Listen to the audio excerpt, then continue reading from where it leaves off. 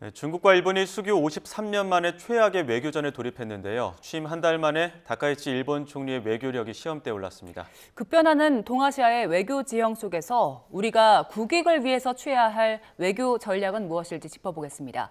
박원곤 이화여대 교수와 함께합니다. 어서 오세요. 네, 안녕하세요. 지금 이 중일 갈등이 갈수록 좀 격화하는 양상이 있는데 발단이 된 게 이달 초 이제 다카이치 일본 총리가 대만 개입의 발언이 있었습니다. 우선 이 발언부터 한번 들어보겠습니다. 戦艦を使ってですね、そして武力の行使も伴うものであれば、これはどう考えても存立危機事態になりうる、ケースであると。これが事態認定されれば防衛出動です。すなわち日本の国として戦争に入るということなんですよ。撤回、取り消しはしないんですか？従来としての政府の立場を変えるものではございません。我还想强调的是，近期由于日本首相高市早苗倒行逆施，在台湾等重大问题上错误言论，引起中国民众的强烈公愤。 이 대만 유사시 개입 발언 같은 경우에 지금 굉장히 민감한 문제였는데 이거 실수라고 봐야 됩니까? 의도라고 봐야 됩니까? 실수라고 볼 수는 없고요. 이미 일본은 일정 수준 준비를 하고 있는데 이번에 이렇게 크게 문제가 된 것은 총리가 공개 더군다나 의회 질문, 국회 답변에서 얘기를 했다라는 것이고 그것에 대해서 철회할 의사가 있느냐라는 야당 의원의 질문에 대해서 철회할 의사가 없다라고 얘기를 한 것인데요. 일단은 여기서 나온 표현들을 우리가 조금 확인해 볼 필요가 있습니다. 여기서 존립 위기 사태라는 얘기가 나오지 않습니까? 그러니까 대만 유사시는 일본이 집단 자위권을 행사할 수 있는 존립 위기 사태에 해당될 수 있다라고 얘기하는데 이 존립 위기 사태라는 것은 2015년에 일본이 안보 법제에서 규정한 개념입니다. 뭐냐면 일본이 직접 공격을 받지 않더라도 일본의 존립이 위협을 받고 국민의 생명과 안전이 위협하다고 판단이 된다면 집단 자위권을 행사할 수 있다. 아주 쉽게 풀어 말씀드리면 사실상 대만 유사시에 일본의 자위대가 군사 개입을 한다라는 얘기를 한 겁니다. 그렇기 때문에 중국의 입장에서는 늘 대만 해협이라는 것이 가장 사활적인 이해에 걸려 있는데 거기에 뭔가 군사적인 충돌이 발생했을 때 일본이 개입한다는 것을 총리가 직접 확인을 하는 그런 상황이 발생하니까 거기에 대해서 반발을 하고 있는 것이죠. 다카이치 총리가 일본 아베, 여자 아베다라고도 불리잖아요. 그렇다면 이 발언이 국내 보수층 좀 지지한 발언이라고도 볼 수 있는 겁니까? 그런 경향도 있긴 하겠지만 좀 더 저는 큰 틀에서 이것은 일본으로서는 매우 크게 고민이 되지만 또 빠져나갈 수는 없는 상황이다. 왜냐하면 미국이 끊임없이 대만 사태 위협을 계속 강조하고 있고 미국이 중국 위협을 계속 강조하고 있거든요. 또 일본의 위치를 보면 대만 해협에서 제일 가까운 일본 영토가 130km밖에 안 떨어져 있고 또 일본의 제7함대, 미7함대가 있지 않습니까? 그러니까 대만 해협 위기가 발생하면 1차적으로 주1 미군이 동원이 되게 돼 있고 그리고 거기에 따라서 일본은 그것을 후방 지원하는 형태로 어쨌든 개입이 되게 돼 있다는 겁니다. 그래서 이것을 공식적으로 얘기하지는 않지만 다 알고 있는 사실이고요. 근데 이것을 다시 한번 확인을 했다라는 의미에서 어떤 국내 정치적인 그런 의미도 있지만 이것은 미국과의 관계 또 실질적인 현실성을 확인한 그런 발언으로 볼 수 있는 거죠. 저희가 보통 대만을 공식적인 명칭으로는 타이완이라고 하기 때문에 뉴스를 진행하는 과정에서는 저희가 타이완이라고 명칭을 해서 다시 교수님께 질문을 드리겠습니다. 지금 일단 민감한 문제도 있긴 있었지만 중국의 그 발언들을 보면 굉장히 수위가 높은 비난 발언들이 있거든요. 왜 이렇게 극렬하게 반발하는 거라고 보십니까? 말씀하신 것처럼 이런 발언을 하니까 오사카 주재 중국 총영사가 했던 발언은 제가 옮기진 않겠습니다. 그것은 외교적 관례에서 있을 수 없는 발언이고요. 사실은 19세기, 20세기 외교의 초창기 그러니까 국가 간의 외교가 규정되는 그런 상황에서 이 정도의 발언이 나왔으면 이것은 거의 전쟁에 준하는 형태의 발언 정도로 굉장히 수위가 높다.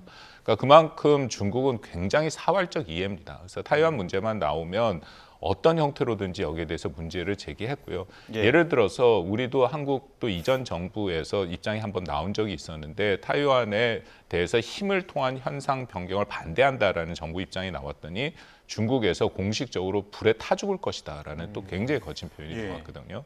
그래서 모든 외국에 있는 중국 대사나 영사나 외교관들은 타이완 문제가 해당국에서 문제가 될 경우에는 거기에 대해서 반드시 문제 제기를 할 수 있게 해야 되는 것이고요. 이것은 이제 중국이 늘 영토 완정이라 해서 우리의 마치 통일처럼 타이완을 마지막으로 중국의 영으로 다시 흡수하는 것이 자신들의 그 빼앗겼던 100년의 역사의 마지막 종지부를 찍는다라고 하기 때문에 예. 이것은 이게 뭐 시진핑 주석이 강력한 그런 권력을 갖고 끌어가는 그런 면이 있지만 그 누가 지금 현재 중국의 지도자라도 이것은 그냥 넘어갈 수 있는 상황은 아니다. 이제 그런 면에서 그렇게 강력한 이 발언들이 나오는데요. 거듭 말씀드립니다만 그 발언은 매우 부적절한 발언은 맞습니다. 예, 말씀하신 그 거친 발언도 그렇지만 중국 측에서는 그 중국과 일본의 외교관들이 함께 있는 모습에서 좀 냉대하는 모습을 연출하면서 그 모습을 공개적으로 보여주기도 했거든요. 그 영상 있으면 좀 보여주시면 좋겠는데 그 중국의 외교관이 주머니에 손을 넣고 있고 또 약간 그 상대방 일본 외교관을 좀 내려다보는 듯한 모습이고 반대로 일본 외교관은 지금 보시는 것처럼 약간 고개를 좀 숙이고 있거든요. 이 영상 보셨을 때 어떻게 해석을 하셨습니까? 그렇습니다. 저기 나오는 인물이 그 일본의 마사야키 대양주 국장이고 유진승 외교부 아주 사장이라고 불리는데 국장이죠. 같은 국장급인데 일단 입은 저 옷을 보시면 그 중국 그 외교국장이 입은 외교부 아주 사장 국장이 입은 옷은 저게 오사 운동복이라서 인민복이라고 불리죠. 예. 이게 상징성이 있는 것입니다. 이것이 오사 운동이 19년에 일어났는데 그때 오사 운동의 가장 대표적인 게 일본 제국주의에 대한 문제 제기였거든요. 그러니까 일부러 보통은 외교 관례상 타이를 메고 이런 식 서양식 복장을 하는 게 맞는데 저런 옷을 입고 그리고 지금 잘 보면 보이신다만 왼쪽에 여기 또 자기의 중국 국기가 아마 이 표찰로 예. 있을 겁니다. 그것도 보이는 것이고요. 당연히 주머니에 손을 넣은 것은 저것도 다 연출된 것이다. 외교라는 것은 하나의 다 연출된 상징성을 부과하는 겁니다. 그렇기 때문에 표정이라든지 입는 옷이라든지 그 제스처 하나하나에 다 의미를 담고 있거든요. 명백하게 이것은 저 표정에 절대 웃는 표정이 않고 굳은 표정을 예. 하고 있지 않습니까? 저것은 그만큼 중국이 이 문제를 심각하게 바라보고 있고 예. 그리고 이 문제에 대해서 이만큼 자신들은 이것을 그냥 넘어가지 않을 것이다라는 것을 상징적으로 또 외교적으로 보여주는 행위다라고 보이는데 글쎄 저것도 보통 외교 규범에서 저 정도로 하지는 않습니다. 그러니까 주머니에 손을 넣는다든지 그러니까 이번에 중국이 보여준 아까 말씀드린 오사카 총영사도 그렇고 표현들과 이 반응이 굉장히 강경하게 나오고 있는 것은 맞는 거죠. 저 영상이 이제 계속 돌다 보니까 일본 언론에서는 영상 여러 번 보여드린 것처럼 그 일본 측에서는 통역을 듣기 위해서 고개를 좀 숙였는데 그 모습만 일부 잘라서 저렇게 의도적으로 공개한 것이다 이렇게 반박하고 있고요.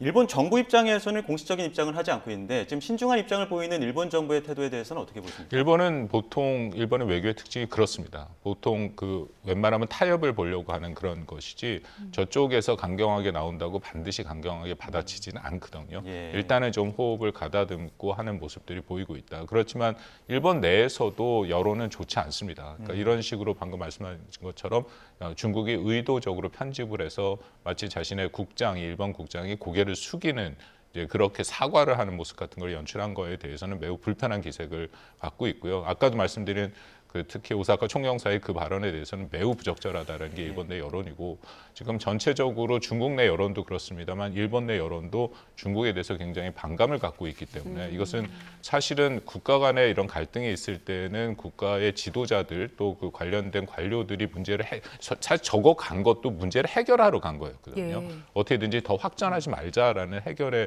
그러해서 갔는데 오히려 그것이 그렇게 연출되지 않고 양측의 좀 감정을 국민 감정을 건드리는 형태로 가버리기 때문에 예. 이제 그렇게 국민들의 감정이 건드려지면 이것을 수습하기가 그만큼 더 힘들어지는 거죠. 우리도 사실 일본과의 관계에서 여러 번 경험하지 않았습니까? 예. 말씀하신 것처럼 지금 갈등이 점점 더 확장되는 모습이잖아요. 다카이치 총리 입장에서는 이 상황을 일단 중국 쪽에서는 제재를 점점 더 키워가는 모습인데 다카이치 총리에서는 어떻게 이 갈등 풀어갈까요? 일단은 좀 상황을 지켜보면서 말씀드린 것처럼 일본 측의 입장에서는 거기에 중국에 대해서 중국이 이제 본격적으로 만약에 여기에 대한 대응 조치 혹시는 보복 조치가 있다면 거기에 대응을 하겠죠. 그렇지만 현재 상황에서 나오는 발언들이나 그런 것은 좀 조심스러운 그런 입장을 보이고는 있습니다. 근데 그것도 말씀드린 것처럼 일본 내 분위기가 있기 때문에 일본 여론이나 또 야당이나에서 전체적으로 분위기가 굉장히 안 좋아지면 일본 정부도 거기에 대해서 좀 강경한 대응을 할 가능성이 있고요. 예를 들어서 지금 중국이 하고 있는 게 중국 주재 일본 대사를 밤에 불러서 새벽에 초치를 해서 새벽에 뭐 보냈다 그런 얘기도 다 확인이 되고 있습니다. 그만큼 지금 강력한 외교적인 제스처가 나오고 있기 때문에 일본도 현재로서는 좀 그나마 이렇게 자제를 하는 모습이 있지만 그것도 일정 수준 되면 일본도 거기에 대한 반응을 분명히 보이겠죠. 일본은 조금 자제하는 분위기인데 중국 입장에서는 조금 더 키우려는 움직임도 있는 것 같습니다. 그 유엔 안보리 전체 회의에서 일본 상임이사국 자격 없다 이렇게 비판하기까지 하면서 국제 무대로 옮겼거든요. 이 부분은 어떻게 보십니까? 뭐 그것을 포함해서 지금 여러 형태로 지금 중국은 가지고 있는 여러 가지, 그리고 이것이 굉장히 뿌리 깊은 문제고 일본의 어떻게 약점들을 건드리고 있다. 그래서 아마도 이것이 그 다케이치 총리가 사과를 하거나 철회하거나 하는 발언 혹은 또 다른 형태의 좀 주워 담는 그런 형태가 되지 않는 한 중국은 계속해서 문제 제기를 할 가능성이 있고요. 이제 그 중에 하나는 일본이 정말 원하는 안보리 이사회라든지 안보리 안전보장이사회에 진입하는 문제라든지 일본이 원하는 것들에 대해서 계속 문제를 제기하고 있다. 뭐 심지어는 나중에 뭐 말씀 나눌 기회가 있을지 모르겠습니다. 오키나와 같은 경우에도 역사 문제를 지금 계속 건드리고 있거든요. 그리고 다오이다오 센카쿠라고 불리는 거기에 일본과 중국 사이에 분쟁이 있는, 물론 그것은 시료 지배를 하고 있다고 일본이 주장하지만 독도 같은 그런 문제로 되죠. 독도는 당연히 한국의 영토이긴 한데 또 이제 일본은 그런 식으로 얘기하지 않는 그런 영토 분쟁들이 워낙 중국, 일본, 또 한국, 일본, 한국, 중국 사이에도 여러 가지가 있지 않습니까? 그런 역사 문제들을 건드리기 시작한다. 근데 그렇게 건드리기 시작하면은 이것은 사실은 일정 수준 타협하기가 굉장히 어려운 민족주의로 넘어가 버리거든요. 그래서 그런 부분은 많이 걱정이 됩니다. 지금 중국에서는 뭐 경제, 문화, 역사, 영토까지 전방위적으로 한일령을 키워가고 있는 상황인 건데 일단 경제적인 부분에서 먼저 봤을 때 그 개봉할 예정이었던 애니메이션 같은 것들도 좀 연기, 취소를 하기도 했고요. 수산물 같은 경우에도 지금 막아놓은 상황이잖아요. 일본 경제 지금 당장 상황에서는 얼마나 타격을 입을까요? 그 2017년에 한국에 사드 있을 때 그 중국이 했던 보복의 그 순서들이 생각이 나는데 일단 일본에서 있는 콘텐츠들, 그런 문화 콘텐츠들이 중국에서 소비되지 못하도록 막는 것이 1차적이고요.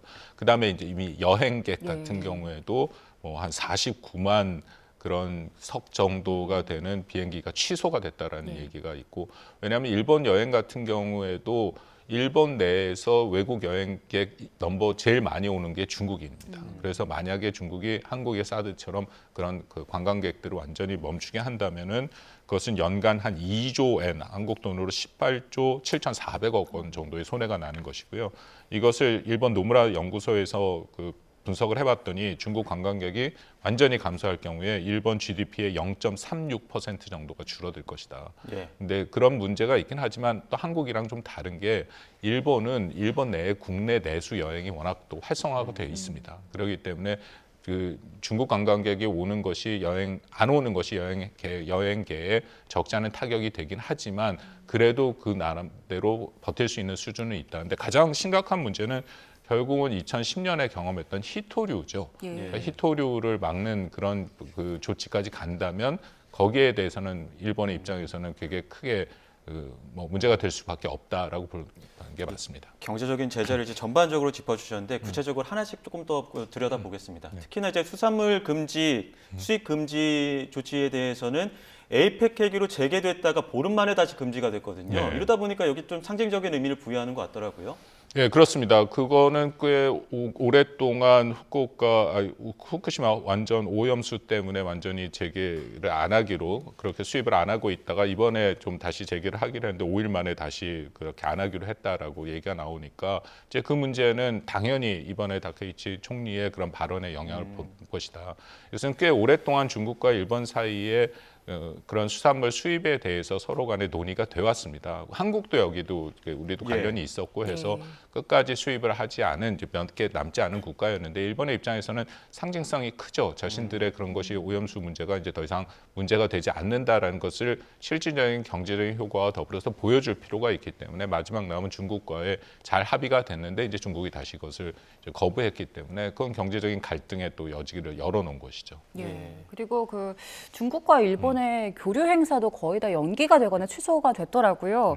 물론 이게 중국, 일본 모두 타격이 있겠습니다만 어느 쪽에 더 큰 타격을 입힐까요? 글쎄 그건 양쪽 다 타격이 있죠. 지금 거듭 말씀 나오는 게 중국이 일본한테 보복하는 얘기만 하고 있는데요. 사실은 그렇게 보복을 함으로써 중국도 타격이 있는 겁니다. 수산물 중에 가리비 같은 경우에는 그 중국에 가장 많이 수입해 가는 거거든요. 그런 것이 수입이 안 됐을 때 대체 수입선이 없으면 중국 내에서 가격이 오를 수밖에 없는 그런 문제가 있고, 이게 모든 무역이라는 것이 일방에게 완전히 유리한 것은 아니잖아요. 이제 그런 면에서는 양쪽 다 타격이 있고, 근데 걱정이 되는 것은 그런 국가 간의 그 뭐 지도부 차원에서의 오고 가는 그런 험한 말도 문제지만, 그런 각종 교류가 중단된다라는 것은 한 번 중단되는 것이 다시 복귀되는 데는 시간이 많이 걸립니다. 그래서 한국이 우리가 경험을 했죠. 2017년에 사드 보복 이후에 중국과의 관계가 사실 지금도 완전히 그들은 중국은 거부하고 그런 것이 없다라고 얘기하지만 한한령이 풀리지 않지 않았습니까? 우리의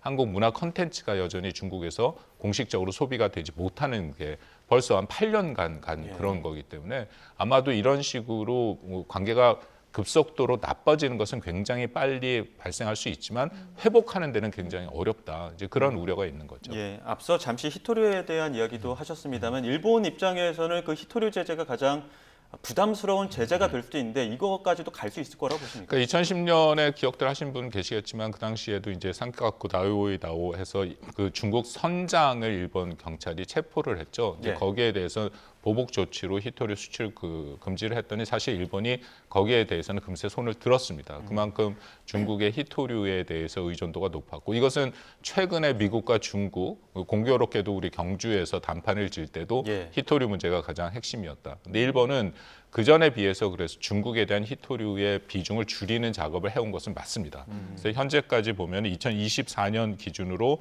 히토류 수입량의 약 63%가 중국에 의존하고 있거든요. 그전엔 90%가 넘습니다. 참고로 한국 같은 경우에 우리도 종류에 따라 다르지만 80에서 90%까지 우리가 중국에 의존하고 있거든요. 그래서 물론 60%라면 엄청난 그런 비중이기 때문에 중국이 이것을 본격적으로 다시 가동을 한다면 일본 경제에 굉장히 큰 타격을 주는 것은 분명합니다. 히토류 같은 경우에 미국에서도 민감하게 보는 사안이잖아요. 만약에 중국의 히토류를 무기화한다면 트럼프는 이 상황 어떻게 볼까요? 뭐 당연히 거기에 대해서 부정적인 얘기를 할 거고요. 그래서 일본은 이번에 미일 정상회담을 통해서 미국이 중심으로 해서 히토류에 대한 공급망, 생산부터 시작해서 모든 망을 재가동하는 것에 동의를 했고 동참하기로 했습니다. 그러니까 거기에 핵심 국가 중에 하나는 호주가 있는 것이고요. 호주에서 이제 광산을 통해서 실제 히토류에 채취를 한다면 그것을 사실 가공하고 하는 데서 굉장히 많은 자연의 손상이 나기 때문에 이제 그것을 못했지만, 일본이나 미국 또 호주 같이 또 여기도 사실 한국도 우리가 참여를 해야 된다고 저는 생각을 하고 있는데, 기술력이 있는 국가들이면 이걸 빨리 공급망을 재편할 수 있거든요. 그러니까 꼭 중국이 아니라도 한 국가가 이런 모든 것들의 공급망을 독점한다라는 것은 문제가 있기 때문에, 아마도 그런 면에서 히토류에 대해서 뭐 일본에 대한 그런 문제를 할 수 있는 거고, 그리고 현재 미국과 일본 사이에 특히 트럼프와 다카이치 간의 그 관계를 본다면은 일본 편을 들고 나올 가능성은 매우 크다. 그래서 그것은 확인이 될 것 같습니다. 네, 지금 뭐 전방위적인 압박이 이어지고 있고 경제적인 압박을 짚어봤다면, 이번에 좀 안보, 영토, 군사 문제 압박을 좀 짚어보겠습니다. 중국 쪽에서는 지금 취역한 지 2주도 안 된 항공모함 푸제남 실사격 훈련 공개했거든요. 이건 어떤 의미가 있다고 봐야 됩니까? 푸제남이라는 것은 사실 미국만 갖고 있는 이 캐타필드 방식의 사출이라고 하죠. 그래서 굉장히 빠르게 그리고 신속하게 이 활주로가 짧아도 항공기들을, 전투기들을 사출할 수 있는 그런 시스템을 갖고 있는 최첨단의 항공모함인 것은 맞습니다. 그리고 주로 이제 남중국해에서 활동을 하는데, 푸젠호함을 보여준 것은 이것이 남중국해뿐만 아니라 대만 해협, 심지어는 일본 쪽으로도 움직일 수 있다라는 것을 보여주는 일종의 군사적 시위가 되는 거죠. 근데 이게 이렇게 되는 것은 7함대의 사령부가 일본에 있기 때문에 여기도 항모 전단이 있어서 미국과 중국이 이 타이완을 중심으로 해서 이런 해상 군사력을 서로 간에 견주고 있는 그런 모습을 계속 연출하고 있다라고 보시면 될 것 같습니다. 그러면 그 푸제남이 일단 겨냥을 하는 곳이, 보는 곳이 대만의 해협, 뭐 남중국해, 동중국해 있지만, 이게 나아가서는 인도 태평양 지역에 대한 안보 긴장감도 높이는 거 아닙니까? 그렇습니다. 뭐 중국 같은 경우에는 도련선이라 해서 1도련선, 2도련선, 3도련선이 있기 때문에 그들의 마지막 목표는 결국 태평양까지 나가는 거거든요. 그리고 항공모함 전단이라는 것은 근거리 작전용이 작전량이 아니라 원거리 작전량이기 때문에 그렇게 태평양까지 나가서 보면 어떻게 보면 미국의 본토까지도 공격할 수 있는 능력을 갖겠다라는 것이 중국의 기본 입장이고 시진핑 주석이 트럼프 대통령 1기 때도 만나서 한 얘기 중에 하나가 태평양은 넓지 않느냐. 그 의미는 태평양을 양분해서 이쪽 태평양 중국이 있는 아시아는 자신들의 영향권을 인정하라. 이제 그런 얘기를 하는데 미국 입장에서는 전혀 인정할 수 있는 상황은 아닌 것이죠. 예, 한편 또 중국 그 인민해방군 남부전구 어떤 랩 영상을 또 공개를 했는데 건방 떨지 마라 이런 어떤 내용이 담겨져 있는 랩입니다. 뭐 어떤 특정 대상을 이야기는 하고 있지만 이것도 이제 일본을 향한 것이다라는 이야기가 이제 분석들이 대체적인데 이렇게 다양한 방식으로 다양한 수위로 비난하는 이유는 어디에 있다고 보십니까? 그만큼 대만 해협의 문제는 중국한테 민감한 문제다라는 것이죠. 그리고 그렇게 계속해서 중국이 문제 제기를 하는 것은 중국의 어떻게 보면 우려도 여기서 반영이 되고 있다. 무슨 말씀이냐면 대만 해협 문제가 발생했을 때 과연 미국이 어느 정도 수준에서 개입을 할지에 대해서는 아직 확실치 않습니다. 미국 국방부나에서는 분명히 개입하려고 하는 모든 시나리오와 계획들이 있는 것으로 알려지고 있지만 아시다시피 트럼프 대통령은 여기에 대해서 별 그렇게 크게 관심이 없거든요. 특히 그런 군사력을 사용하는 네. 것. 근데 뭐 트럼프 개인이 결정할 문제는 아니고 이것은 미국과 중국의 전략적 경쟁이라는 큰 틀에서 양보할 수 없는 부분이 있고 근데 문제는 미국이 이렇게 하고 있는데 여기에 일본이라는 인도 태평양 지역에서 미국의 핵심 동맹국이 공식적으로 공개적으로 대만 해협 문제에 같이 군사적으로 참여한다라고 얘기를 했으니까 예. 이것은 중국이 느끼고 있는 위협도가 굉장히 높을 수밖에 없고 그러니까 우려도가 높아진다라는 거죠. 그러니까 거기에 대해서 이런 식으로 여러 형태로 반발이 나오고 있다. 근데 사실은 한국도 여기에 완전히 자유롭지는 않습니다. 예.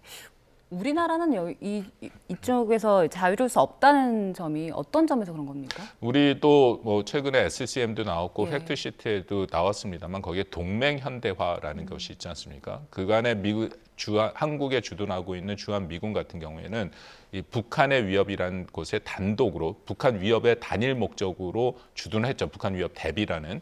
그렇지만 그것을 동맹 현대화라는 이름으로 쓰긴 합니다만 사실은 주한미군의 역할이 변경되고 있다. 이것은 제이비어 브런슨 사령관이 수차례 얘기를 했고 이제는 아예 그 주한미군 그 홈페이지에도 나와 있는데 더 이상 주한미군의 역할이 북한 위협에 대한 대비뿐만 아니라 역외로 그러니까 역내의 역할을 한다. 그것은 결국 중국 견제를 얘기하고 있는 거죠. 예. 그렇다면 당장 그렇다고 뭐 주한미군이 일본처럼 대만 해협에 대해서 투사될 수 있는 그런 전력은 아닙니다. 여기는 북한 위협 대비용이기 때문에 그렇지만 앞으로 그런 식 해공군으로 이렇게 재편을 하거나 아니면 이 지역에서 정말 대만 해협이 위기가 심각해질 때 저쪽 중국에 있는 북해 함대, 산둥이나 칭다오에 있는 북해 함대가 우리 서해를 통해서 내려오게 돼 있거든요.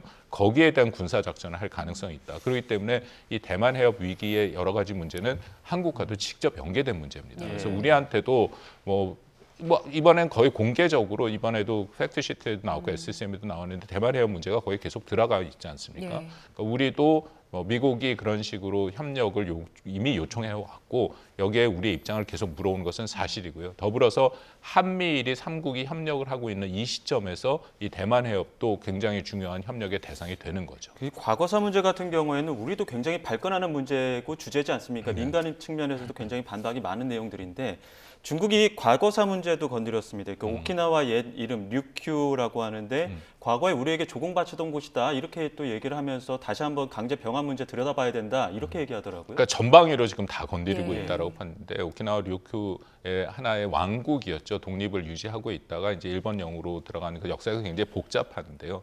그렇다고 중국이 오키나와 류큐가 자기네 영토라고 얘기하는 것은 아니고 다만 그것이 정말 일본의 영토도 아니다라는 식으로 얘기해서 그러니까 타이완 문제에 대해서 일본이 문제 제기를 하니까 그러면 일본 너희들이 갖고 있다라고 하고 있는 오키나와도 그렇지 않은 건데 왜 남의 내정에 간섭하느냐 이제 그런 식의 논리를 계속 펼치는 와중에서 나온 것으로 보면 되겠죠. 예.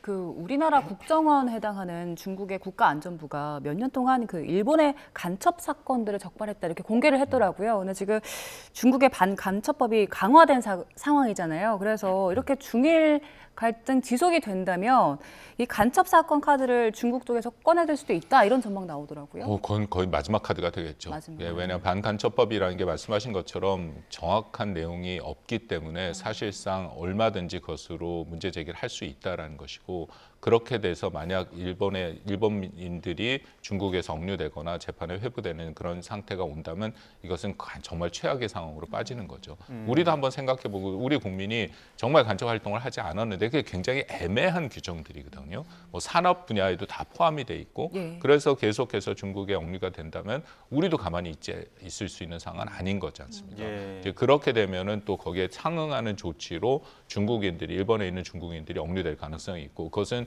국가 간의 관계가 최악으로 떨어지는 그런 상황에서 가장 안 좋은 거의 적성국끼리 하는 그런 형태까지 가버리는 거죠. 그럼 지금 상황 어떻습니까? 지금도 뭐 경제, 문화, 외교, 역사, 군사적으로 굉장히 그 전방위 압박을 하고 있는데 이러한 상황도 전례를 찾아보기 힘든 상황 아닙니까? 글쎄 이거는 앞으로 조금 더 두고 볼 필요는 있다. 정말 이 방향으로 계속 가고 전방위에서 계속해서 문제가 되고 중국이 계속 공세를 취하고 그러면 일본도 말씀드렸던 것처럼 일정 시점에는 여기에 대한 대응을 시작할 가능성이 있거든요. 예. 그렇게 되면 양국 관계는 굉장히 안 좋다. 근데 그간의 관계를 보면 중국과 일본의 관계가 그리 나쁘지 않았습니다. 이 다케이치가 등장하기 전에 아베 신조도 그렇게 우익 정치인이라고 하긴 했지만 중국과 일본의 그런 경제 관계를 보면 관계가 굉장히 나쁘지 않았거든요. 매년 그런 경제 규모를 갱신할 정도로 경제적으로 유대성은 굉장히 강했습니다. 근데 이번에 이 발언 때문에 관계가 굉장히 안 좋아진 이제 그런 모습들이기 때문에 양국도 뭐 조심스러운 예측이긴 합니다만 특히 일본의 입장에서는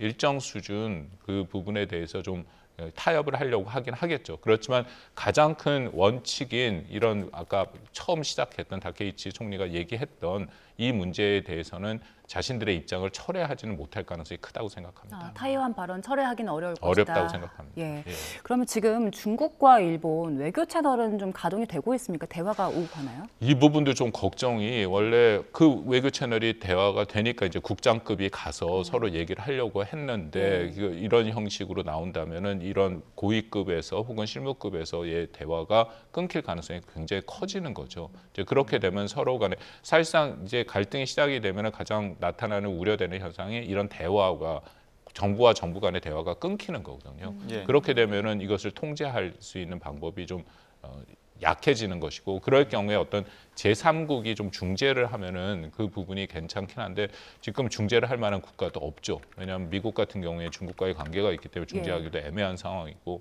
그래서 만약에 정말 그 정부 간의 대화가 끊긴다면 이것이 통제되기는 좀 어려운 상황으로 빠질 가능성이 크다. 그렇게 봅니다. 중일 간의 대화가 끊겼던 적도 있습니까? 있죠. 예, 뭐 당연히 중일 간의 대화도 그런 식으로 끊겼던 2010년이 이제 대표적인 사례 중에 하나고 또 12년에 센카쿠를 그 국유화를 했을 때 그때도 중일 간에 이제 이런 거친 설전이 있었고 근데 그때도 10년이 가장 확전돼서 히토류까지 간 거고 그때는 일본이 결국은 일정 수준 손을 든 거고요. 이제 그런 상황들은 전에도 있었죠. 예. 그 지금 다카이치 쪽에서는 외교 파이프라인이 없다 이런 이야기들도 많이 나오고 있는데 그럼 혹시 정계를 은퇴한 중국 쪽에 이른바 이제 중국 통일이라고 하는 인사들을 통해서 민간 통한 어떤 다시 한번 대화 통로를 열어놓을 가능성에 대해서 뭐 그거는 항상 가능성이 있죠. 특히 중국이나 일본의 외교의 특징이 아시아의 특징이기도 하고 중국의 특징이기도 한데 그런 공식적인 외교도 있지만 그렇지 않고 중국말로 이제 관시 관계를 통한 외교의 그 돌파도 적지 않게 있거든요. 그 말씀하신 것처럼 일본에도 중국과 오랫동안 관계를 맺고 온 정치인들이 있는 거고 또 중국에서도 일본과 관계를 맺고 있는 그런 그 정치인들 또 관료들이 있습니다. 이제 그런 사람들끼리의 어떤 채널을 통해서 서로 간에 더 확장. 거듭 말씀드립니다만 계속 이렇게 되면 이것은 두 국가 모두에게 손해가 될 수밖에 없거든요. 네, 그렇지만 이게 정치적으로 우리가 민족주의에 그를 건드리기 시작하면 이게 호랑이 등에 올라탔다라는 표현이 들을 정도로 한번 올라가기 시작하면 내리기가 굉장히 어렵습니다. 그래서 거기까지 가기 전에 방금 말씀하신 어떤 뒷 채널이라든지 여러 가지 채널을 통해서 더 이상 확전을 하지 않도록 하는 것이 중요하겠죠. 어느 정도 이제 확전되지 않고 좀 갈등 해소 국면에 들어간다면 좋겠지만 만약에 계속해서 이 갈등이 확산이 된다면 우리 입장에서 어떻게 됩니까? 우리 입장에서는 어떤 일방의 편을 드는 것은 매우 조심해야 되는 겁니다. 왜냐하면 그 외교의 원래 원칙도 그렇고 국가 간의 분쟁이 있을 때 우리가 어떤 국가의 편을 드는 것은 적절치 않거든요. 그리고 우리가 노조에 있는 지정학적 위치도 그렇고 중국과 일본 둘 다 우리에게 매우 중요한 국가지 않습니까? 물론 그들 국가의 관계에도 우리가 굉장히 미묘한 일이 많고 그리고 이런 상황에서 어떤 편을 들기는 쉽지 않다. 근데 다만 거듭 말씀드린다면 이 타이완 문제는 결코 우리에게도 자유로운 문제가 아니기 때문에 우리도 이번에 전체 돌아가는 이런 상황을 보고 앞으로 앞으로 어떻게 우리가 전략을 짜 나갈 것인가에 대한 깊이 있는 고민이 필요하다고 생각합니다. 예, 중일 갈등에 대한 외교 전략까지 짚어봤습니다. 지금까지 이화여대 박원곤 교수와 함께했습니다. 고맙습니다. 고맙습니다.